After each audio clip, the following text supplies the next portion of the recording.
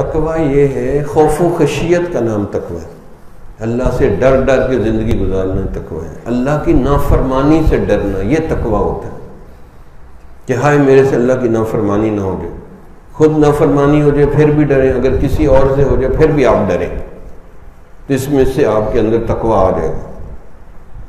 ھدی للمتقین، ڈرنے والوں کے لیے قرآن کامل مکمل ہدایت ہے، تو اس سے خوف و خشیت پیدا۔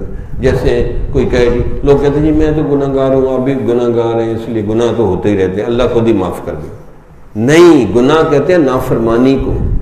آپ کہیں نا میں بھی نافرمان ہوں، آپ بھی نافرمان ہیں، میں ماں باپ کا نافرمان ہوں، استاد کا نافرمان ہوں، شیخ کا نافرمان ہوں، نبی کا نافرمان ہوں، اللہ کا نافرمان ہوں، پھر آپ کو سمجھ آ گئی آپ کیا کہہ رہے ہیں۔ جی کوئی بات نہیں جی، گناہ ہوتے ہی رہتے ہیں۔ گناہ کہتے ہیں نافرمانی کو۔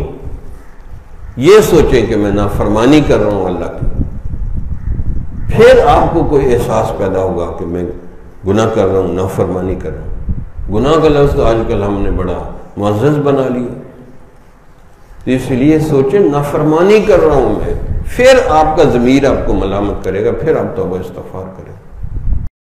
کس سے مانگے کہاں جائیں، کس سے کہیں